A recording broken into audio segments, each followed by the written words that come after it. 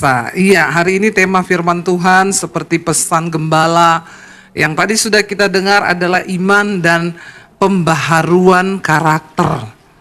Jadi kita nggak bisa hanya beriman saja kepada Tuhan, tapi karakter kita harus dibaharui. Mari kita buka bersama saudara Efesus pasal yang keempat, ayat yang ke-17. Kalau saudara lihat di sana judul perikopnya itu adalah manusia baru. Ya, manusia baru. Siapa yang sudah merasa menjadi manusia baru di sini? Angkat tangan. Yang merasa saja. Yang tidak merasa enggak apa-apa, ya.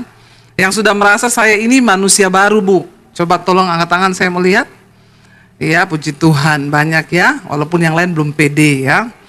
Kita percaya saudara bahwa setiap orang yang berada di dalam Kristus itu akan diubahkan. Ya, menjadi manusia baru itu artinya apa? Kita mengenal firman, hidup kita diubahkan. Dulu marah-marah, sekarang tidak marah-marah lagi. Amin. Ya, dan kita semua harus berubah, bukan hanya beriman. Ayat yang ke-17 berkata begini, kita baca sama-sama. Sebab itu, kukatakan dan kutegaskan ini kepadamu di dalam Tuhan. Jangan hidup lagi sama seperti orang-orang yang tidak mengenal Allah dengan pikirannya yang sia-sia dan pengertiannya yang gelap, jauh dari hidup persekutuan dengan Allah karena kebodohan yang ada di dalam mereka dan karena kedegilan hati mereka. Ini adalah surat Rasul Paulus untuk jemaat yang ada di Efesus. Surat ini ditulis oleh Rasul Paulus ketika dia berada di dalam penjara. Untuk orang Kristen, jemaat rintisannya yang berada di kota Efesus. Tapi itu juga menjadi surat bagi kita hari-hari ini di akhir zaman. Kenapa Rasul Paulus menulis saudara? Dia bilang, sekali lagi kepadamu, ya aku menasehatkan kamu, sebab itu kukatakan dan kutegaskan ini kepadamu di dalam Tuhan. Saudara, karena jemaat di Efesus itu mereka mengaku sudah mengenal Kristus, tapi hidup mereka masih hidup duniawi, ya. Jadi nggak ada perubahan. Ketika Rasul Paulus datang di kota itu, mereka ini menyembah berhala, mereka melakukan kenajisan, mereka hidup dalam percabulan. Lalu Rasul Paulus datang membawa Injil, yaitu firman Tuhan kebenaran. Harusnya ketika mereka mengenal Kristus, mengenal kebenarannya, hidup mereka tuh berubah. 3 tahun Rasul Paulus berada di Efesus untuk membangun sebuah jemaat. Dan itu rasanya cukup ya untuk dia menumbuhkan iman mereka. Tapi ternyata ketika Rasul Paulus bahkan di penjara, dia mendengar jemaat ini hidupnya tetap sama. Yang dulu menyembah berhala tetap menyembah berhala, yang bersinah tetap bersinah, yang hidup dalam percabulan tetap hidup dalam percabulan. Makanya dia tulis surat, dia bilang, kukatakan dan kutegaskan. Kalau sudah ada kata kutegaskan, berarti ini serius apa enggak? Ya, kalau saudara dipanggil bos saudara, lalu dia bilang gini, saya tegaskan kamu ya. Itu berarti sudah bahaya itu, serius itu. Ya. Itu sudah peringatan yang sangat-sangat berbahaya. Orang kalau, nggak ada orang ngomong gini, jadi saya tegaskan ya sama kamu ya. Mungkin orang Solo kali ya. Orang Solo kalau ngomong itu, saya tegaskan J. Ya, saya dulu punya teman orang Solo saudara.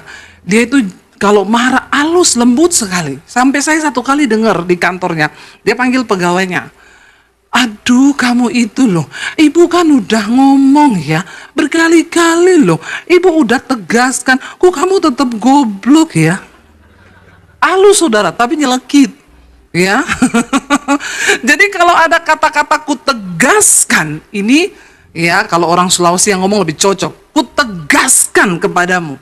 Artinya nih, tolong garis bawahi perhatian. Jangan kamu hidup lagi seperti orang yang tidak mengenal Allah. Sebab kamu itu sudah mengenal Allah. Rasul Paulus sudah membawa Injil kebenaran di sana. Tapi kenapa hidupmu nggak berubah? Hidupmu tetap sama? Ya saudara, harusnya setelah kita mengenal Tuhan Yesus, hidup kita berubah enggak? Ya, saudara dengar kesaksiannya Pak Konrad Supit di YouTube?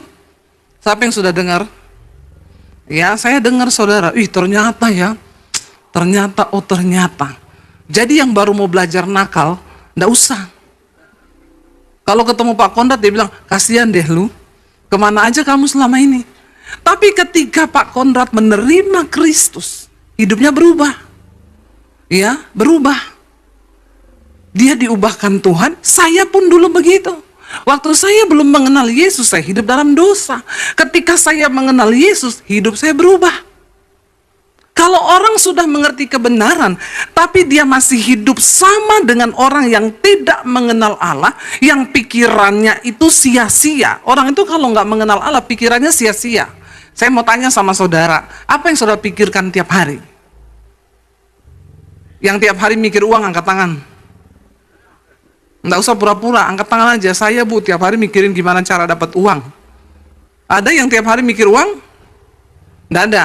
Bagus, nggak ada yang mata duitan di sini. Yang tiap hari mikirin suami. Ibu-ibu, tiap hari kau pikir suamimu. Ya, suamiku di mana ini ya? Telepon, WA pertama, Pak di mana? Di kantor lah. Video call coba. Ada ibu-ibu yang begini? Nggak usah angkat tangan. Ya, sangat takut kehilangan suami. Jadi tiap hari coba video call, coba. Ya, saya di kantor lagi meeting, coba video call kalau berani. Ya, lagi meeting. Nah, ibu-ibu yang kayak begini bertobat, ya. Doakan saja suamimu, serahkan sama Tuhan. Tuhan, aku serahkan dia ke dalam tanganmu, berkati suamiku. Kalau dia macam-macam, hajar dia Tuhan. Cukup begitu doanya. Amin ibu-ibu. Amin bapak-bapak. Nggak usah takut dihajar Tuhan. Kalau nggak macam-macam, tidak dihajar. Tapi kalau macam-macam, dihajar Tuhan. Puji Tuhan, karena Alkitab berkata, orang itu yang dihajar Tuhan, itu dikasihi Tuhan. Karena Tuhan menghajar orang yang dikasihinya, yang dianggap anak. Yang tiap hari mikirin mertua, angkat tangan. Ya, kau pikirin tiap hari mertuamu. Bagaimana caranya biar dia mati ya? Ada loh, ya. Saya kemarin terima kesaksian. Bu, saya mau bersaksi, Bu. Hidup saya tuh kacau, Bu. Akhirnya kami tidak diberkati Tuhan. Usaha semuanya tidak jalan. Suami saya terlilit hutang. Sampai saya pinjam online untuk gali lubang, tutup lubang. Sejak saya menikah dengan suami saya benci sekali sama mertua saya. Saya benci kayak musuh bebuyutan. Tiap hari saya pikirin bagaimana mertua saya itu mati. Ya. Tiap hari dia doa, mudah-mudahan kepleset di kamar mandi. Ada loh orang yang tiap hari dia pikirin kepahitannya. Tapi sejak saya dengar khotbah ibu, saya nangis bercucuran air mata ibu. Saya melepaskan pengampunan buat mertua saya. Saya datang ke kuburannya, mertua saya yang laki-laki sudah meninggal. Saya menyesal di depan kuburannya. Dulu kenapa saya nggak sempat berbuat baik sampai dia sudah mati. Lalu saya pulang, saya datang ke mertua saya perempuan. Saya berlutut di kakinya, saya cium kakinya, mertua saya bingung. Tapi ketika orang berjumpa Tuhan, harusnya dia berubah. Amin. Kalau kau masih kepahitan, sampai hari ini kau tetap kepahitan. Nah, saya bertanya, apakah kau sudah mengenal Tuhan atau belum? Karena ayat ini berkata, orang yang sudah mengenal Kristus, dia nggak punya pikiran yang sia-sia, bahkan pengertiannya itu masih gelap, jauh dari hidup persekutuan dengan Allah, karena kebodohan di dalam hati mereka, dan kedegilan hati. Apa itu kedegilan hati? Dengar firman nggak tobat-tobat. Ada orang Kristen ke gereja, dengar firman, tapi hidupnya nggak pernah berubah. Ini namanya hatinya degil. Apa itu degil? Keras hati, kebal. Ya, kalau orang Sulawesi bilang, kepala batu. Di sini tidak ada ya. Kalau saudara datang ke gereja berantem suami istri. Tadi yang datang ke sini ada yang berantem? Ya, jangan angkat tangan, nanti saya suruh maju bersaksi. Ya, dengar firman masih berantem. Pulang tetap berantem. Itu sih saudara bukan diganggu setan lagi, saudara setan. Sudah saudara itu setannya sudah. Saya bingung kalau orang tidak tersentuh hatinya dengan firman. Tetap marah-marah, tetap kepahitan-kepahitan. Anda tuh mau ngapain? Mending gak usah ke gereja, pulang aja. Yang bapaknya mancing, ibunya pergilah jalan-jalan. Daripada kau datang ke gereja, kau dengar firman, tapi kau gak pernah berubah hatimu. Amin. Lalu sudah dikatakan begini, perasaan mereka telah tumpul. Nggak ada rasa lagi. Bikin dosa sudah nggak ada rasa. Saudara, kalau engkau bikin dosa, masih ada rasa dan merasa bersalah, Tuhan ampuni aku. Bersyukur, berarti perasaanmu belum tumpul. Karena banyak orang yang ngaku mengenal Tuhan, tapi perasaannya sudah tumpul. Suami istri, jangan sampai perasaanmu tumpul. Ya, kalau istrimu tersakiti, suami ya rangkul istrimu, dicium, didoain. Amin, Bapak-bapak. Bapak-bapak ini kok malah menatap saya dengan tatapan yang tajam. Ibu, kalau suamimu juga lagi marah, ya, mari kita yang sadar sudah, marah itu biasa, saudara. Tapi jangan sampai berkembang ke hal-hal yang macam-macam. Saya ketemu suami istri, dia bilang gini, saya sama suami saya enggak pernah berantem, Bu. Sudah 10 tahun ini kali. Ih, luar biasa. Apa rahasianya? Kami enggak pernah omongan. Jangan ditiru, ini adegan berbahaya. Hanya dilakukan oleh para ahli saja. Kenapa, saudara? Sudah tumpul perasaannya. Ada orang-orang yang sudah mati rasa. Mereka nggak lagi peka dengan Tuhan bahwa oh, ribut itu berdosa, aku melakukan ini berdosa. Bahkan dikatakan sehingga mereka menyerahkan diri kepada hawa nafsu dan mengerjakan dengan serakah segala macam kecemaran. Sudah tidak punya kepekaan. Banyak orang-orang setiap minggu datang duduk di gereja, tapi tidak pernah hidupnya berubah. Yang hidup dalam kenajisan terus, yang bersinah terus bersinah, yang melakukan dosa terus, tidak ada kepekaan. Hati-hati, saudara. Sampai Tuhan datang, engkau tertinggal. Karena iman harus disertai dengan perubahan karakter. Lalu dikatakan di sana begini, saudara. Ayat 20 baca sama-sama. Ya, tetapi kamu bukan demikian. Jemaat di tempat ini bukan demikian, insya Allah.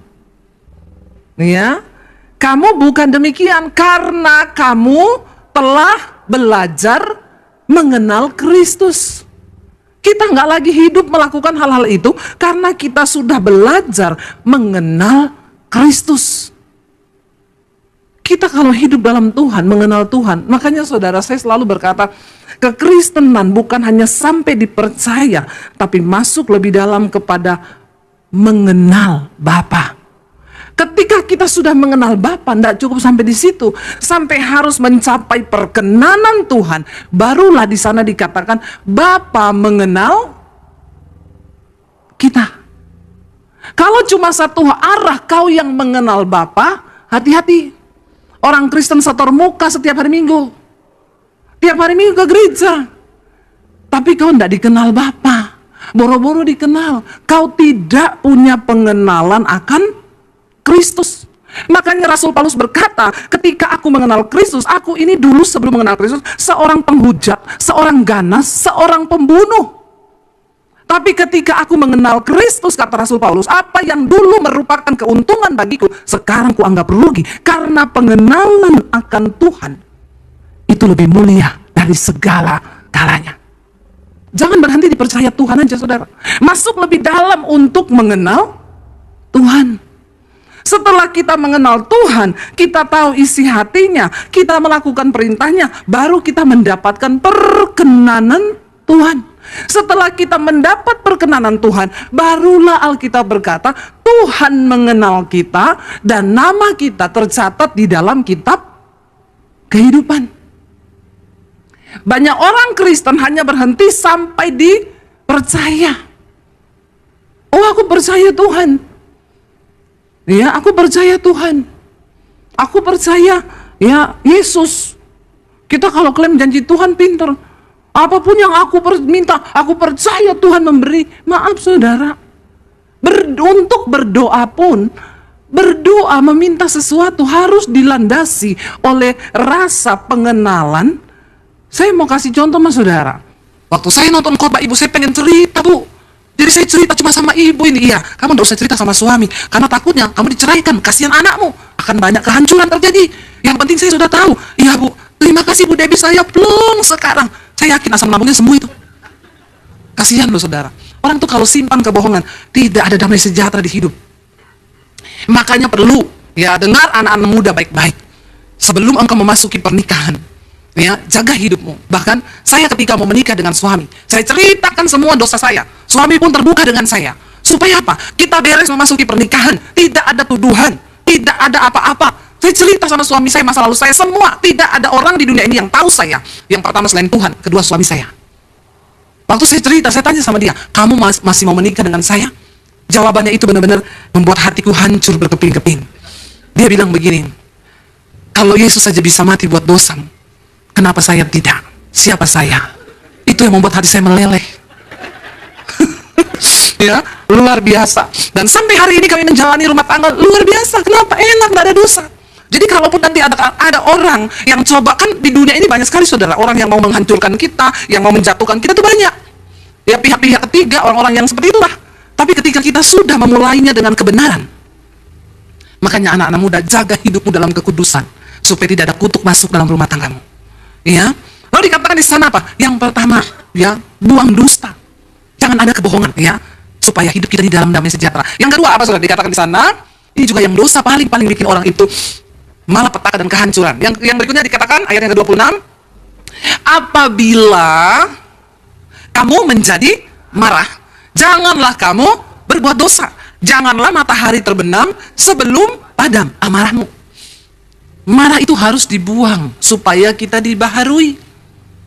Ayat ini berkata, apabila kamu menjadi marah, jangan kamu berbuat dosa. Jangan matahari terbenam sebelum padam amarahmu. Berarti marah boleh enggak? Semangat sekali jawabnya. Boleh, ya. Boleh marah, boleh, karena itu manusiawi. Kita masih manusia. Tapi perhatikan dua hal. Yang pertama, kalau kamu marah, jangan berbuat. Jadi bagaimana ya? Marah tapi tidak boleh buat dosa. Jangan sampai ketika kau marah, ada kata-kata kutuk, ada kata-kata kotor, ada kata-kata yang tidak sesuai firman Tuhan keluar dari mulutmu. Kalau dia melihat orang tuanya itu hidup takut Tuhan, suami istri melayani Tuhan, ya. Ketika saya menikah, saya berkata kepada suami saya ini menikah untuk menggenapi rencana Tuhan. Jadi saya juga berharap menemukan suami yang punya kerinduan dan tujuan pernikahan yang sama. Jadi ketika kami menikah untuk menggenapi rencana Tuhan, kami melahirkan anak-anak. Saya pun ngomong kepada anak-anak saya, kamu itu dilahirkan untuk menggenapi rencana Tuhan.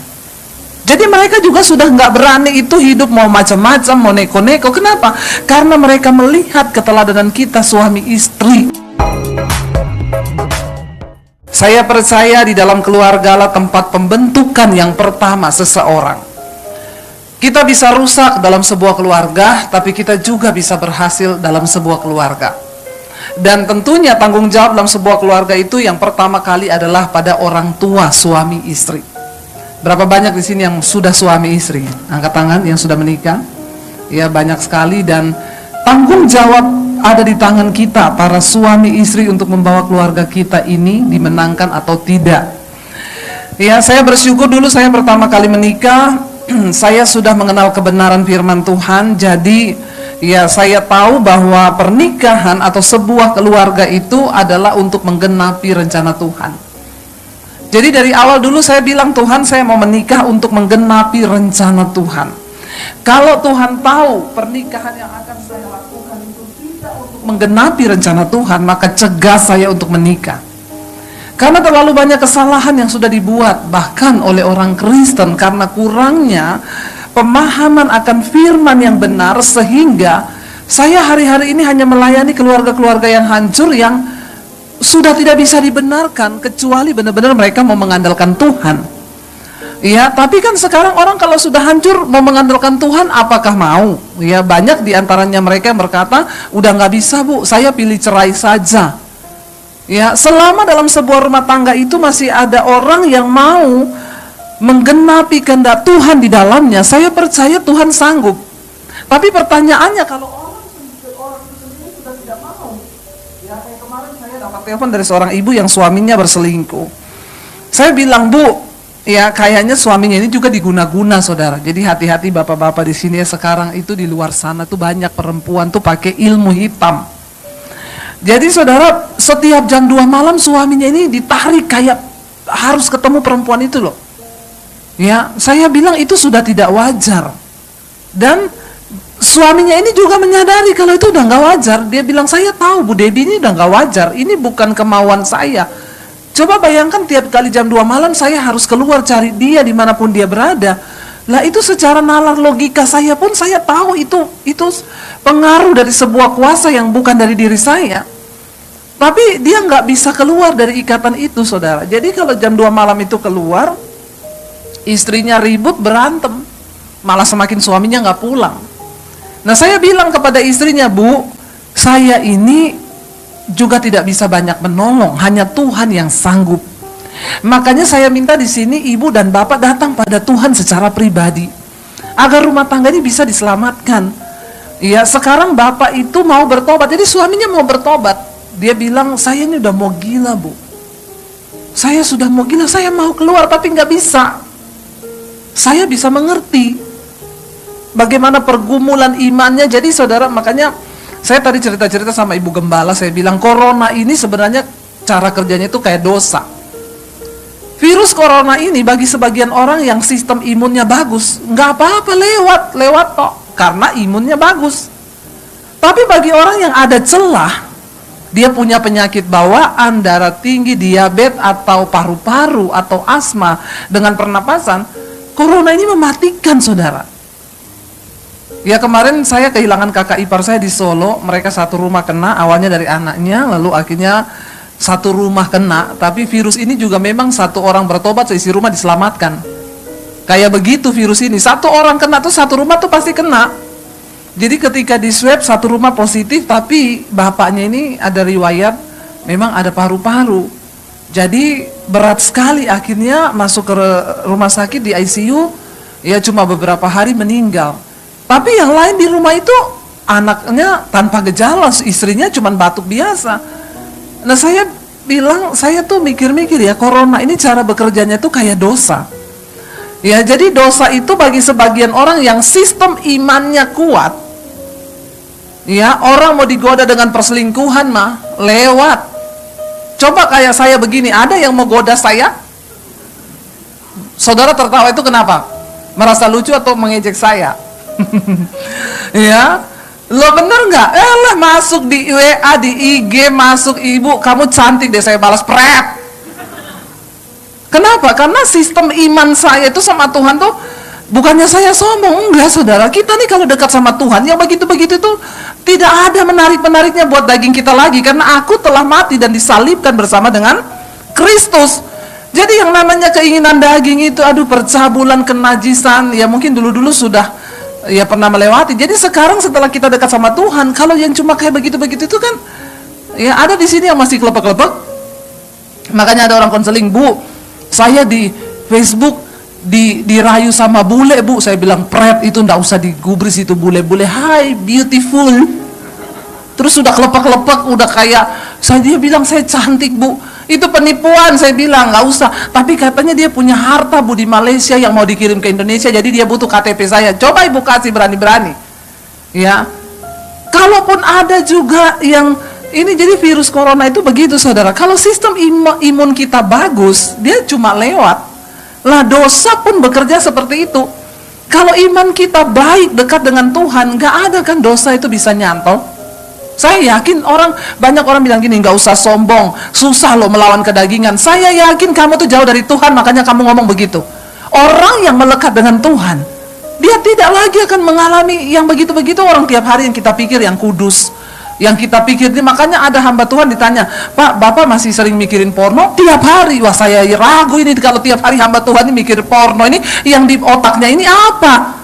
Lah kan Alkitab bilang, pikirkanlah yang suci, yang kudus, yang manis, yang baik, yang patut dipuji, yang disebut kebajikan. Pikirkanlah semuanya itu. Kenapa? Karena kita baca firman, pikiran kita dipenuhi firman, lah yang kita pikirkan itu kan yang kudus kan? Amin. Kalaupun terlintas sejenak ada terlintas yang porno karena setan mungkin lewat, kan kita bisa langsung tolak dalam nama Yesus. Jadi nggak ada lah orang yang dekat dengan Tuhan tuh pikirannya porno tuh nggak ada. Nah saudara, kalau corona itu dia kena ke orang dan orang itu ada celah, bisa mematikan. Dosa juga cara kerjanya sama.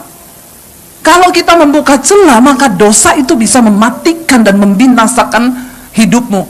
Kalau cuma kena corona, binasanya cuma fisik. Tapi kalau kena dosa, udah binasa fisik, binasa jiwa selama-lamanya, itulah kematian. Yang kedua kata firman Tuhan, kekal selama-lamanya dalam neraka, saudara. Lalu saya bilang, jadi Bapak itu saya bisa mengerti betapa tersiksanya. Dia kepengen bertobat, tapi tubuhnya ini nggak bisa lepas dari dosa. Saya bilang, Pak, dekatkan diri dengan Tuhan. Iya Bu, saya berusaha. Makanya tiap hari saya dengerin khotbah Ibu.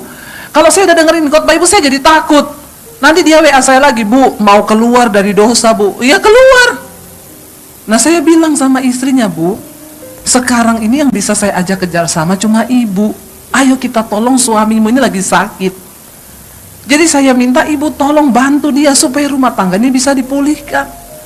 Karena kasihan saudara, anaknya itu remaja, mau menikah, udah ngomong, saya nggak mau menikah. Saya takut suami saya nanti kayak papa. Kenapa rumah tangga itu bisa hancur? Kenapa anak bisa punya kelainan dalam keluarga? Tidak lain dan tidak bukan, itu karena keteladanan orang tua yang rusak.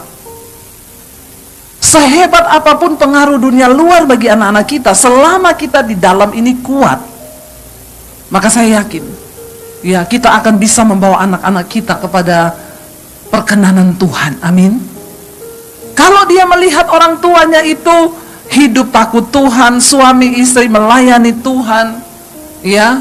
Ketika saya menikah, saya berkata kepada suami saya ini menikah untuk menggenapi rencana Tuhan. Jadi saya juga berharap menemukan suami yang punya kerinduan dan tujuan pernikahan yang sama. Jadi ketika kami menikah untuk menggenapi rencana Tuhan, kami melahirkan anak-anak. Saya pun ngomong kepada anak-anak saya, kamu itu dilahirkan untuk menggenapi rencana Tuhan. Jadi mereka juga sudah nggak berani itu hidup mau macam-macam, mau neko-neko. Kenapa? Karena mereka melihat keteladanan kita suami istri. Ya, mari kita bangun keluarga kita, apalagi hari-hari ini kita melihat keadaan zaman, banyak orang tua yang datang mengeluh kepada saya, Bu, sejak belajar online anak saya tuh hancur, semakin hancur, Bu. Tiap hari tuh cuman pegang HP, saya sudah kehilangan cara untuk menolong anak saya itu seperti apa. Orang tua hari-hari ini tidak ada tempat lain. Bahkan psikiater pun bukan jadi jawaban. Engkau harus datang pada Tuhan. Rendahkan dirimu dan bawa anakmu untuk mencari Tuhan hari-hari ini. Kita tidak bisa dengan kekuatan kita. Menghadapi zaman yang begini, saya menemukan banyak orang tua yang sudah kehilangan cara untuk mendidik anaknya. Saya bilang, ibu harus minta kembali wibawa ilahi. Ibu harus punya itu untuk membimbing anak ibu dalam takut akan Tuhan. Kenapa? Dia bilang, sekarang saya tegur anak saya marah, Bu, malah pergi minggat, Bu, sama pacarnya nggak pulang. Umur belasan tahun. Umur belasan tahun loh. Hari-hari ini kita melihat semakin banyak hal-hal yang terjadi. Saya cuma mau kasih tahu buat kita, saudara, kita harus membangun keluarga yang kuat di dalam Tuhan. Mari kita baca bersama Titus pasal yang kedua. Surat ini ditulis oleh Rasul Paulus untuk Titus di dalam pelayanannya. Saudara, kita lihat kewajiban orang tua, pemuda dan hamba di sana. Ayat yang pertama di sini lengkap semua, untuk suami ada, untuk istri juga ada, untuk anak-anak juga ada. Tetapi engkau, kata firman Tuhan ya, Titus 2 ayat yang 1, tetapi engkau beritakanlah apa yang sesuai dengan ajaran yang sehat.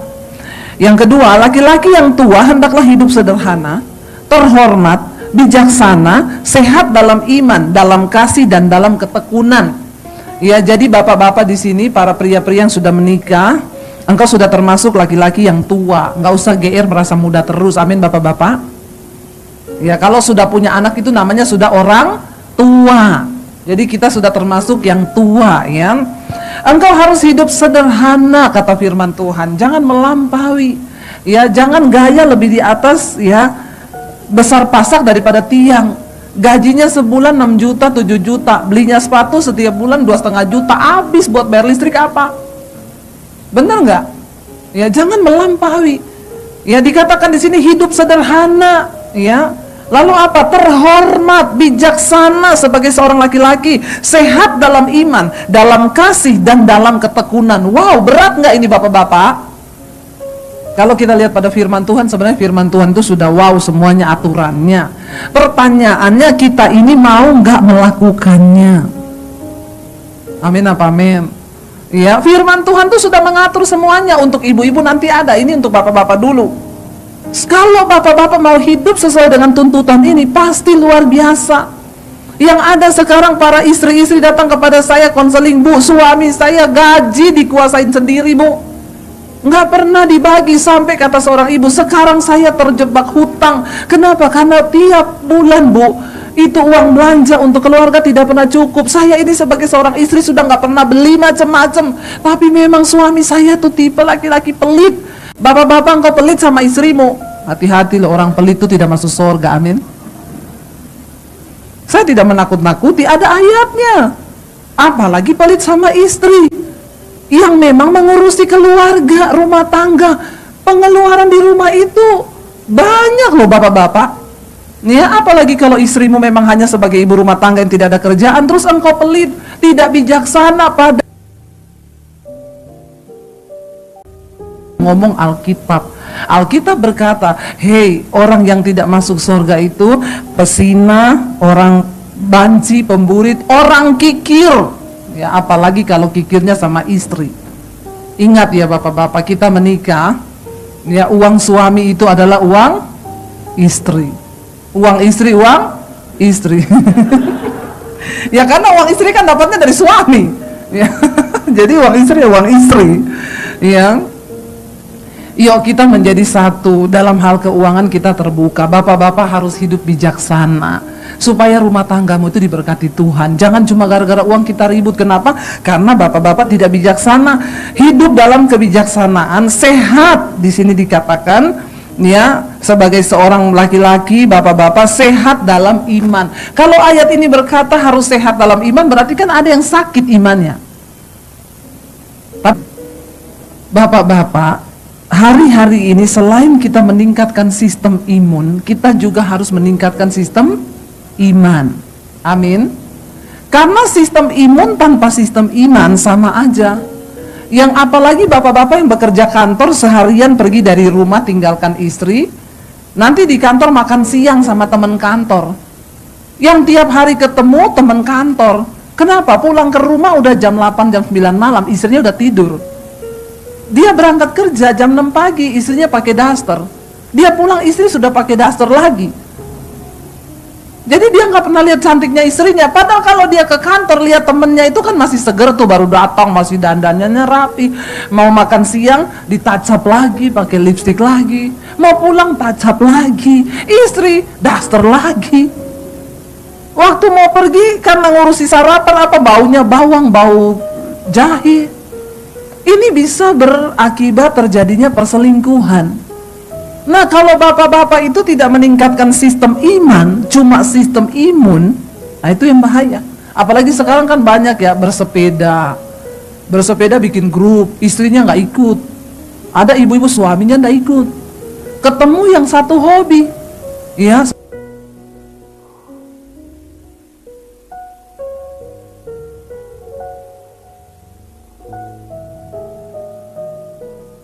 Ya, saya ikut dan suami saya boleh ikut sama grup yang perempuan ada di situ. Ya, nggak ada ceritanya lah. Orang selingkuh di gym banyak. Ya, bapak-bapak nge-gym. Kenapa? Alasannya meningkatkan sistem imun. Wah, sampai di gym imannya jatuh. Imunnya naik, tapi iman jatuh. Terjadilah hal-hal yang diinginkan. Jangan bilang tidak diinginkan. Yang begitu nih daging itu ingin. Makanya bapak-bapak, engkau harus punya iman yang sehat. Dan bapak-bapak, engkaulah yang harus membawa keluargamu dalam takut akan Tuhan. Engkau yang harus bawa istri dan anak-anakmu bangun mesbah di dalam rumah tanggamu. Itu tanggung jawab sebagai kepala keluarga. Karena setelah Kristus itu ada suami. Jadi tanggung jawab keimaman di dalam rumah tangga itu ada pada suami. Tapi banyak ibu-ibu yang datang, Bu, tapi suami saya belum bertobat. Ya sudah, ibu ambil alih dulu tanggung jawab keimaman itu, membawa anak dalam Tuhan. Kalau suaminya belum bertobat. Karena Tuhan itu sampai hari ini mencari iman dalam sebuah rumah tangga, saudara. Kalau dia tidak dapati ada suami yang bertobat yang menjadi imam, maka dia akan pakai istri. Apa itu imam? Imam adalah seseorang yang berdiri mewakili keluarga itu di hadapan Tuhan. Jadi ibu-ibu kalau suamimu belum bertobat, datanglah pada Tuhan. Bilang, Tuhan, aku mewakili rumah tangga ini, memohon anugerah dan belas kasihan-Mu atas rumah tangga kami. Kakak ipar saya meninggal kemarin itu, dia baru mengalami cinta mula-mula. Dia pagi jam 4 dia bangun nyembah Tuhan. Dan dia lagi dekat-dekatnya sama keluarganya hari-hari ini. Rasanya tidak mau berpisah. Kemanapun dia pergi itu selalu ajak anak dan istri. Dia bilang, aku mau berikan seluruh waktuku buat anak dan istriku. Dia udah mulai beresin semua hutang-hutangnya. Dia bilang, saya mau beresin semua hutang-hutang. Hidup itu enak kalau nggak ada utang. Ya, dia sudah mulai menata semuanya.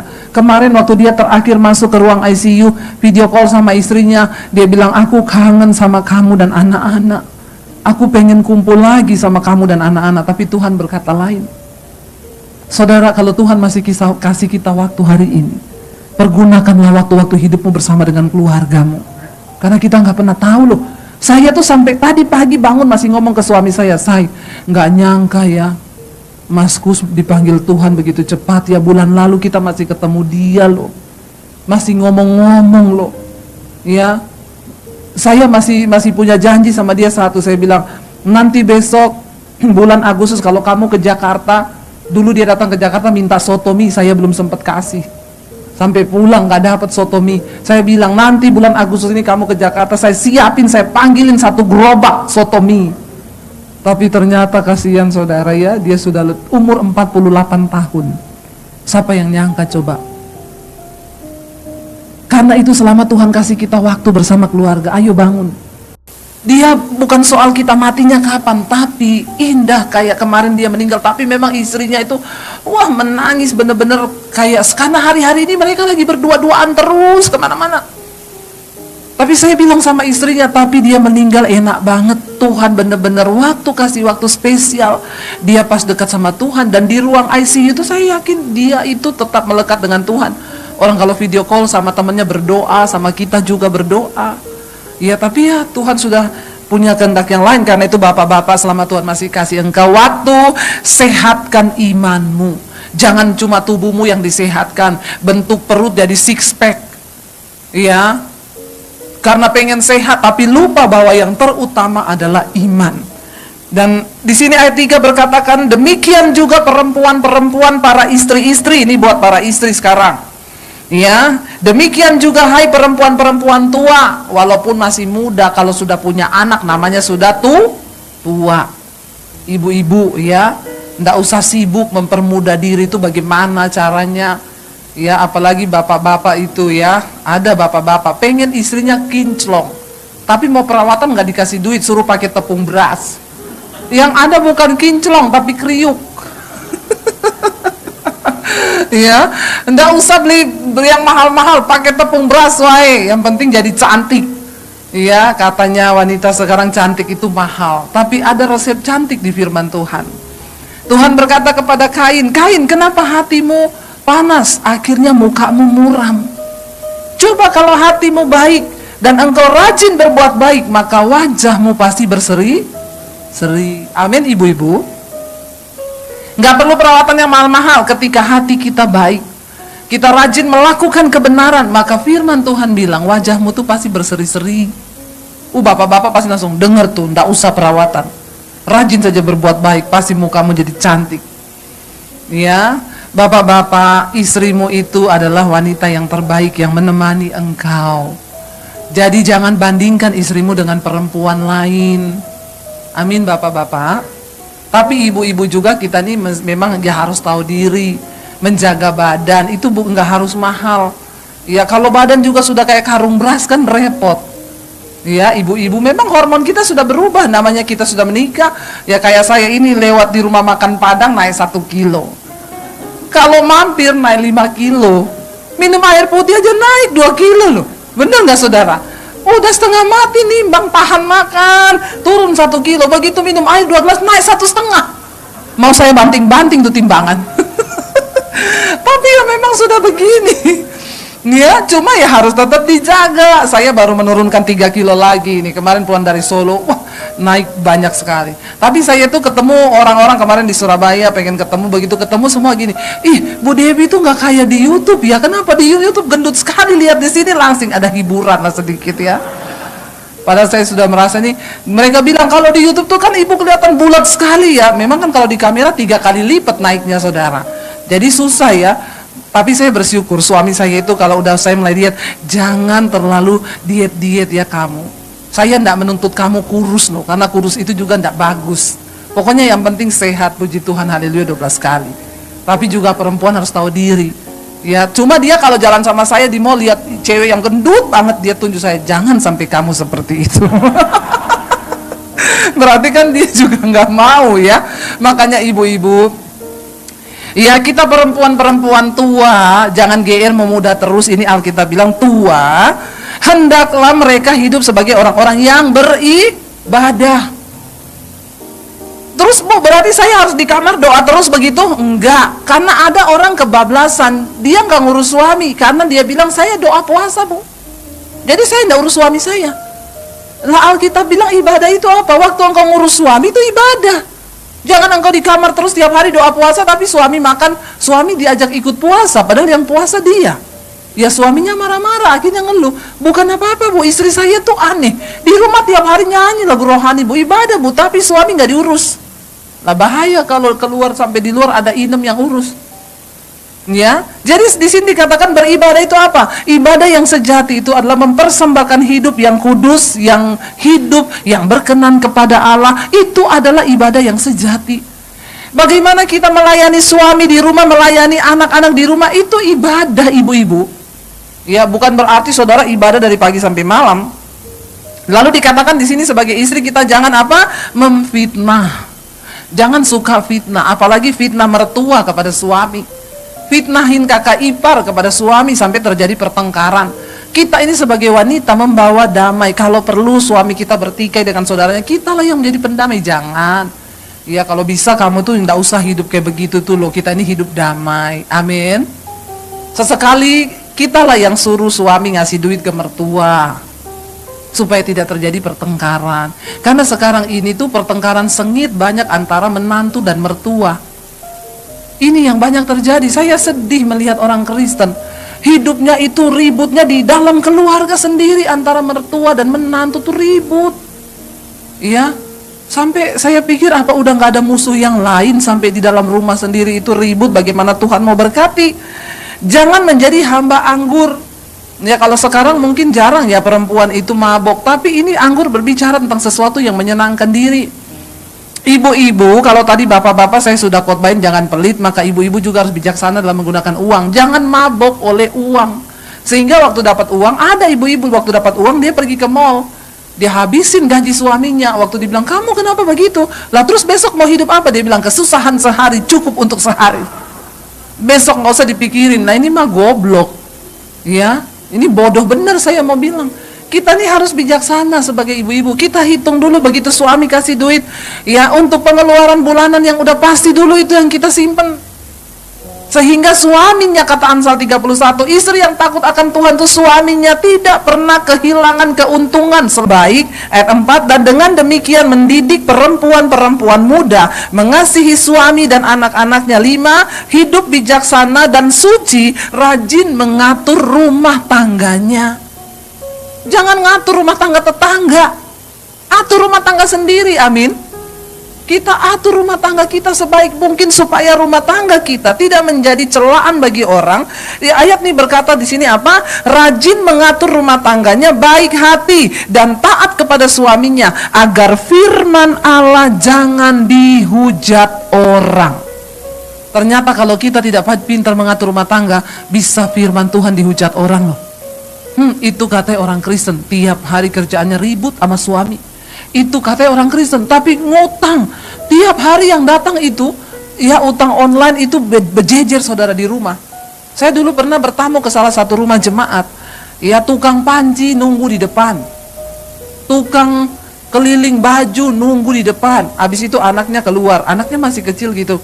Tukang pancinya tanya, mama mana? Kata mama pergi. Tukang pancinya bilang, kata mama, iya. Lah berarti mama ada? Ada, tapi mama bilang kalau tukang panci datang bilang mama pergi. Lah namanya anak kecil gak bisa suruh bohong. Makanya jangan banyak utang. Tiap tukang panci lewat, Bu, ambil Bu, bayar per hari 5.000. Oh iya, cuma 5.000, ambil. Besok tukang ini lewat, Bu, 5.000 per hari mixer, ambil. Tahu-tahu numpuk, saudara. Padahal yang sudah disiapin suaminya untuk pengeluaran bulanan tidak seperti itu. Terjadilah pertikaian. Ada loh orang bercerai cuma gara-gara masalah keuangan tuh banyak dalam rumah tangga. Supaya firman Tuhan jangan dihujat. Kalau tiap hari di rumah kita yang datang orang nagih utang, apakah Tuhan tidak dihujat itu? Orang ngomong tuh orang Kristen loh itu. Rajin pelayanan, tapi tiap hari depan rumahnya ditunggu tukang tagih utang. Bikin malu Tuhan gak? Malu.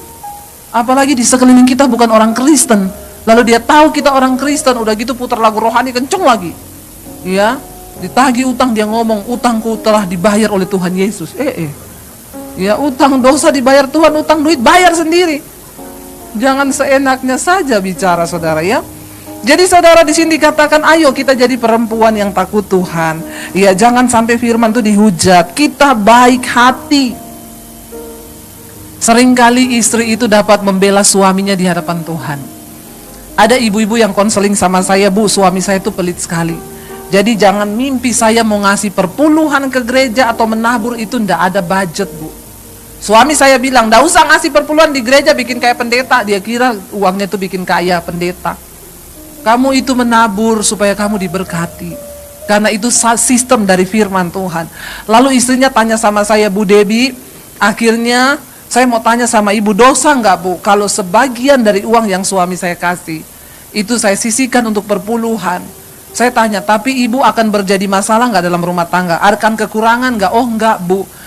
Jatah saya yang untuk saya beli baju atau saya beli perhiasan itu saya pakai untuk persembahkan ke Tuhan. Wow, saya bilang kebaikan hatimu diperhitungkan Tuhan. Ya, kemarin suaminya mau jual mobil. Ya, semua nawar itu dia bilang, Bu, mobil Bu. Ya, tawaran di luar itu cuma sekitaran 300 jutaan mobil bagus. Tapi padahal itu mobil masih bagus dan itu kalau dapat langsung orang yang memang pakai itu masih bisa laku di atas 400 juta. Saya berdoa, semua tawar, ketemu makelar cuma berani bayar 300. Saya berdoa, tiba-tiba saya tawarin ke kakak saya ketemu ada satu orang, langsung ketemu konsumen Bu, dibayar 400, di atas 400 juta. Oh iya Bu, makasih ya, saya datanglah ke sana. Antri yang mau beli. Saya cuma ngomong sama penjaganya, saya nih bawa titipan dari ibu ini. Oh ya, mari Bu, silakan masuk. Dilihatin semua orang, member pasti nih. Karena semua ngantri, saya masuk. Padahal saya baru kali itu juga masuk ke situ. Tapi karena saya bawa nama ibu tuh langsung suruh masuk. Sampai di sana, oh ini ya titipannya ibu, iya nih Bu, dicoba sepatunya. Waktu saya nyoba sepatunya, saya lihat ada tas di situ, saudara. Saya tanya, Mas, tasnya berapa? 65 juta. Lalu tiba-tiba jiwa hedon saya berteriak. Belilah, bisa banget saya beli, bisa. Saya punya uang, bisa. Saya bilang, iyalah. Ya, lalu roh itu bilang, bisa lah kan kamu juga sudah menabur banyak bangun gereja di desa, bisa lah sekali-sekali lah buat dirimu. Ya, saya sudah ambil kartu mau saya gesek, tiba-tiba Roh Kudus ngomong, itu di desa jadi satu pastori. Saya jengkel, saudara, saya jengkel jujur. Saya bilang, Tuhan kan yo baru kali ini juga Tuhan jadi satu pastori. Gak jadi, saudara. Akhirnya saya bilang, Mas balikin, gak jadi, saya ambil sepatunya aja. Saudara, nggak gampang loh kalau kita mau hidup bagi kepentingan Tuhan. Ketika lihat tas ibu-ibu ya, tas itu kan dari dulu di situ toh. Kita juga ke mall ya biasa lah ya, namanya orang mau pengen cari hiburan. Yang jadi salah itu bukan tasnya. Ketika kita lihat tas, lalu pulang ke rumah, lalu kita bawa masuk ke otak, lalu nggak bisa tidur. Loh, saya kemarin di Indonesia, teman saya bilang, Bu, saya mau bawa teman saya ketemu ibu, stres, kasihan banget sampai mukanya tua Bu. Ya udah, yuk kita ketemulah di satu hotel. Ibu ada masalah apa? Ibunya itu datang mukanya. Kenapa Bu? Ibu ada masalah apa? Cerita sama saya mumpung saya ada di sini. Jadi begini Bu, saya tuh stres sudah berbulan-bulan ini. Kenapa? Saya tuh pesan tas Hermes Himalaya. Nggak dapat barangnya Bu. Saya tuh, Bu, tolong langsung ke ceritanya. Iya, saya stres karena nggak dapat barang. Itu kalau ada kolam baptisan tuh hari itu juga saya cemplungin ibu itu. Saya rendam 20 menit di situ, saudara. Biar dia buka mata langsung di rumah Bapa di sorga. Saya bilang, jadi ibu stres ini karena ndak bisa beli tas Hermes yang Himalaya itu. Iya bu, teman-teman saya semua sudah make. Saya sudah titip uang tapi ndak ada barang. Gila ndak? Saya bilang memang ibu sakit jiwa memang. Ibu kayaknya harus minum obat penenang. Ibu nggak ada lagi masalah yang lebih berat ibu. Gila ndak orang-orang begini saudara? Memang sakit jiwa. Jangan kau biarkan ya dirimu diperbudak ya sama hal-hal duniawi yang begitu saudara. Ya bukan pasnya yang salah, bukan Betsebanya yang salah, bukan Daud yang salah. Yang salah waktu dia biarkan itu masuk ke dalam pikiran. Daud mulai membayang-bayangkan di badannya Betseba yang cantik. Lalu dia panggil berbuah kepada kehendak. Dia panggil prajuritnya. Kamu cari tahu wanita yang mandi tadi sore jam 3, titik koordinatnya di sini. Tuh kamar mandinya. Kamu cari tahu siapa dia. Ya bagi prajurit gampang cari tahu begitu. Langsung dia pergi, dia balik. Siap raja. Laporan. Apa? Sudah tahu saya. Namanya Betseba, istri prajuritmu Uria. Dan sekarang suaminya lagi pergi ke medan pertempuran. Ketika pikiran dikuasai, turun ke perasaan, berbuah kepada kehendak. Ini cara kerja dosa. Makanya kalau kau selingkuh, jangan kau tuduh setan yang bujuk kau. Kasihan setan. Ya, setan bilang kurang ajar dia ya. Lebih setan dari setan. Yang enak dia yang sial gua, kata setan. Percabulan kenajisan itu bukan setan, itu daging. Amin. Galatia 5 berkata, perbuatan daging telah nyata. Percabulan, kenajisan, hawa nafsu, nafsu jahat, itu daging. Lalu ketika akhirnya Daud dapat informasi, dia biarin terus ini bekerja. Panggil dia ke istanaku, bisa nggak? Ya bisa lah. Betseba dijemput, raja mau ketemu kamu. Ya, kenapa? Nggak tahu. Datanglah Betseba ke istana, tidur dengan Daud. Baru sekali tidur, hamil. Itulah cara kerja dosa. Begitu hamil ngomong ke Daud, aku hamil. Daud mulai sakit jiwa. Waktu pikiran perasaanmu terganggu, kau lagi sakit jiwa. Sakit jiwa itu bukan gila lari-lari di jalan, itu korslet. Sakit jiwa itu kau mulai terganggu sesuatu yang bukan dari Tuhan. Dosa mengintimidasi pikiranmu, turun ke perasaanmu, berbuah kepada kehendakmu. Akhirnya Daud bilang, panggil, tidur. Sekali tidur, hamil. Daud, aku hamil. Bingung. Orang kalau sudah melakukan satu dosa, dia akan berusaha membuat 1000 dosa untuk menutupi satu dosa itu. Makanya Alkitab bilang, berbahagialah orang yang mengakui dosanya dan meninggalkannya. Tapi terkutuklah orang yang terus menyembunyikan dosa dan hidup di dalamnya. Sekaya apapun saudara, kalau engkau hidup dalam dosa, tidak bahagia hidupmu. Semiskin apapun engkau, ketika engkau hidup dalam kebenaran, bahagia hidupmu. Tidak ada amin loh. Amin saudara. Karena kekudusan yang membuat hidup ini bahagia. Lalu akhirnya Daud bingung cari cara, sakit jiwa. Panggil Uria pulang dari medan pertempuran. Pulanglah Uria. Uria, kamu kan sudah berperang. Pulang gih, tidur sama istrimu. Supaya kalau nanti ketahuan hamil, semua berpikir anaknya Uria. Tapi Uria adalah seorang prajurit yang sangat berintegritas. Kalau kita bicara tentang integritas, orang yang paling berintegritas itu Uria. Bayangkan berbulan-bulan di medan pertempuran, dipanggil raja, suruh pulang tidur. Saudara bulan-bulan kerja, suruh pulang tidur, tidur nggak? Haleluya 12 kali. Ya, mujizat ini. Tapi Uria berkata kepada Raja Daud, demi tabut Allah yang sedang berada di medan pertempuran, demi teman-temanku para prajurit yang sedang mempertaruhkan nyawa mereka di medan pertempuran, dan demi tahta kerajaanmu Raja, aku tidak akan mungkin pulang bersenang-senang dengan istriku sementara tabut Allah itu di medan pertempuran. Wow, Daud bingung. Bagaimana caranya ya? Hari pertama Uria nggak mau pulang ke rumahnya, dia tidur di pintu kerajaannya Daud dengan para penjaga. Daud bingung saudara, bagaimana ya? Ya udah panggil lagi makan bersama. Uria minum wine-nya raja, ini wine kerajaan, sangat-sangat enak. Dengan harapan kalau Uria mabok, maka integritasnya hilang. Kan banyak bapak-bapak kalau sudah mabuk hilang integritas toh. Akhirnya dikasih minumlah Uria, mabuk. Lalu Daud bilang, pulang kau tidur dengan istrimu. Memang orang yang berintegritas biar mabuk tetap berintegritas, saudara. Dia bilang gini, ndak, demi Tuhan yang hidup, demi tabut Allah yang ada di medan pertempuran, demi tahta kerajaanmu, dan demi teman-temanku yang lagi berperang mempertaruhkan nyawa, aku tidak mungkin pulang bersama dengan istriku bersenang-senang, tapi yang lain sedang ada di dalam pertempuran. Mabuk pun tidur di depan pintu raja. Daud bingung. Perhatikan saudara, ketika Daud mengalami stres yang dari Tuhan mau dibunuh Saul, dia punya kesempatan 2 kali membunuh Saul, tapi dia tidak melakukan. Tapi ketika dia mengalami stres karena dosa, maka timbullah niat untuk membunuh. Dia bingung bagaimana caranya melepaskan diri dari Uria. Dia tulis surat, Yoab, panglima perangku. Sesampainya Uria di tempat peperangan, tempatkan Uria di pertempuran yang paling sengit, taruh dia di barisan yang paling depan.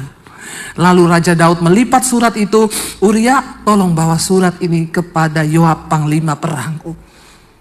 Dasar Uria berintegritas, dia nggak pengen tahu. Coba kalau dia nggak berintegritas, di jalan dia buka surat itu, ini surat pembunuhanku ini. Dia bawa surat kematiannya. Dia sampaikan surat itu kepada Yoab. Dan benar, ketika ada pertempuran paling sengit, Yoab berkata, Uria, engkau berdiri di barisan paling depan. Padahal Uria bukan pasukan terdepan. Maka ketika anak panah musuh menyerang, Uria pertama kali yang mati. Lalu Yoab mengirim pesan kepada Daud, sudah raja, Uria mati dan gugur di medan pertempuran karena aku menaruh dia sesuai perintah raja di barisan paling depan. Daud tarik napas. Lega, masalah selesai. Tapi apakah itu selesai di mata Tuhan? Engkau bisa munafik menutupi dosamu di mata manusia, tapi tidak di mata Tuhan. Saudara, nama Yesus, nama yang berkuasa. Dia tidak ingin kita datang di gereja dengan dosa-dosa kemunafikan. Karena setan bisa lihat hidupmu. Dan dia menertawakanmu di hadapan Tuhan. Jangan bikin malu Tuhan di hadapan setan.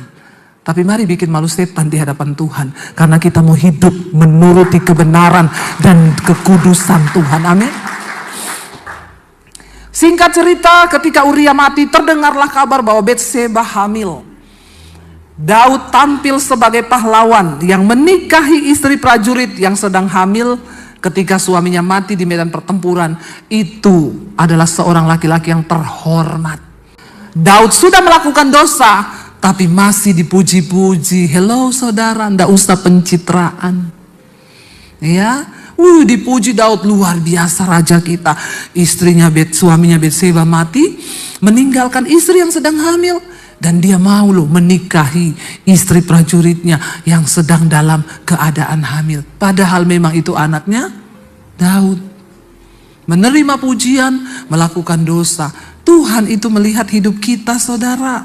Ya. Akhirnya apa? Lihat dosa Daud saudara. Kita buka 2 Samuel pasal yang ke-12. Ketika selesai menikah, Daud sedang enak-enaknya menikmati kehidupan. Lalu datanglah Nabi Natan. 2 Samuel pasal 12, Natan memperingatkan Daud sehingga Daud menyesal. Tuhan mengutus Natan kepada Daud. Ia datang kepada Daud dan berkata kepadanya, ada 2 orang dalam satu kota, yang seorang kaya, yang lain itu miskin. Si kaya mempunyai sangat banyak kambing domba dan lembu sapi. Si miskin tidak mempunyai apa-apa, hanya selain dari 1 anak domba betina yang kecil yang dia beli ya dan dipeliharanya. Anak domba itu menjadi besar bersama-sama dengan anak-anaknya makan. Dari singkat cerita dikatakan di sana, jadi Natan bilang begini, orang kaya ini satu kali kedatangan tamu. Dia kan punya banyak kambing domba toh. Tapi dia tidak mau menyembelih kambing domba yang dia punya. Dia ambil punyanya si miskin yang cuma 1 ekor itu toh. Lalu dia sembelih, dia makan ramai-ramai dengan tamu-tamunya. Dan apa yang terjadi ketika mendengar hal itu? Ayat 5 berkata, lalu Daud menjadi sangat marah kepada orang itu dan dia berkata kepada Nathan, demi Tuhan yang hidup, orang yang melakukan itu harus dihukum mati. Dan anak domba betina itu harus dibayar gantinya 4 kali lipat karena ia telah melakukan hal itu dan oleh karena itu ia tidak kenal belas kasihan. Kemudian berkatalah Nathan kepada Daud, engkaulah orang itu. Engkaulah orang itu. Beginilah firman Tuhan Allah Israel, akulah yang mengurapi engkau menjadi raja atas Israel, dan akulah yang melepaskan engkau dari tangan Saul. Telah kuberikan isi rumah tuanmu kepadamu dan istri-istri tuanmu ke dalam pangkuanmu. Dia bisa pilih perempuan mana yang mau dia nikahi karena dia raja. Tapi kenapa engkau mengambil istri Uria yang cuma satu itu? Dan ayat yang ke-9 lihat, mengapa engkau menghina Tuhan dengan melakukan apa yang jahat di matanya? Uria orang Het itu kau biarkan tewas dengan pedang dan istrinya kau ambil menjadi istrimu, dan dia sendiri telah kau biarkan dibunuh oleh pedang Bani Amon. Saudara, Daud pikir apa yang dia lakukan sudah selesai. Cuci tangan, semuanya beres. Jangan engkau simpan dosa, saudara. Tuhan ingatkan hari ini, ada orang-orang yang masih terikat dengan belenggu. Dan kalau engkau terikat dengan belenggu, entah itu dari masa lalu, dari manapun, kau tidak akan pernah bisa berbahagia hidupmu. Akui itu di hadapan Tuhan, di hadapan sesamamu, ya, atau di hadapan hamba Tuhan. Tapi jangan kau simpan sendiri karena itu akan menekan jiwamu. Dan ini penghukumannya. Oleh sebab itu pedang tidak akan menyingkir dari keturunanmu sampai selamanya. Karena engkau telah menghina aku, menghina Tuhan. Orang yang menyembunyikan dosa dan pelanggaran itu menghina Tuhan. Kau pikir Tuhan tidak tahu apa yang kau lakukan? Halo bapak-bapak? Halo ibu-ibu juga? Sekarang saya kalau khotbah begini harus saya tambah ibu-ibu, karena kalau enggak bapak-bapak marah sama saya. Ibu tuh kalau khotbah nyerangnya bapak-bapak terus. Banyak juga ibu-ibu yang selingkuh. Ya. Oh iya, jadi ibu-ibu juga. Semua yang kita lakukan itu tidak akan Tuhan tutup.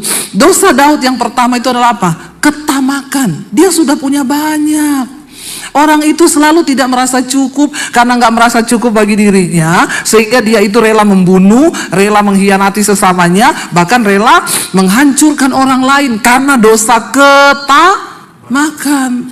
Saya mau tanya saudara, saudara dapat gaji 1.000 cukup nggak? Gaji 2.000 cukup? Gaji 3.000 cukup? Gaji 4.000 cukup? 5.000 gaji cukup? Nggak. 20.000 cukup? Enggak, karena rumah saya tambah besar bu, mobil saya tambah bagus. Ya, kalau mau tunggu kita cukup itu kapan saudara? Maka banyak orang beralasan, aku aja belum cukup, bagaimana aku mau menabur? Aku aja belum cukup. Saudara, mari kita berdoa supaya dosa ketamakan itu tidak ada dalam hidup kita. Hanya karena ketamakan, Daud ingin memperoleh istri Uria, padahal dia punya banyak yang cantik, bahkan dia bisa pilih yang lebih cantik. Ya, dan yang luar biasa, karena tekanan stres yang dialami Daud itu berasal dari dosa, dia rela membunuh loh.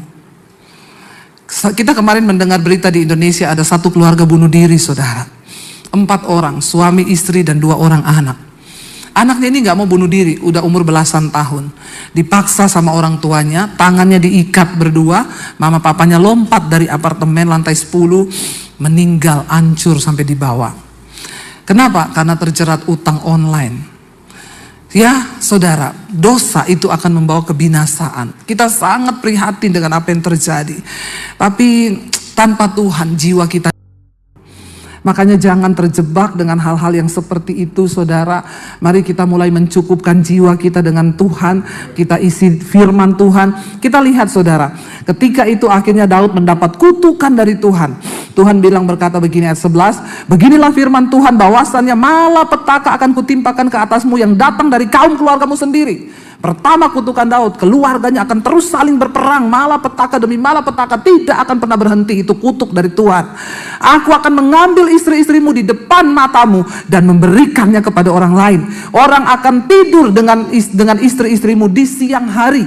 Tuhan bilang apa? Sebab engkau telah melakukannya secara tersembunyi. Kamu telah berdosa secara tersembunyi. Tetapi aku akan membalaskan itu semua kepadamu di depan seluruh Israel secara terang-terangan.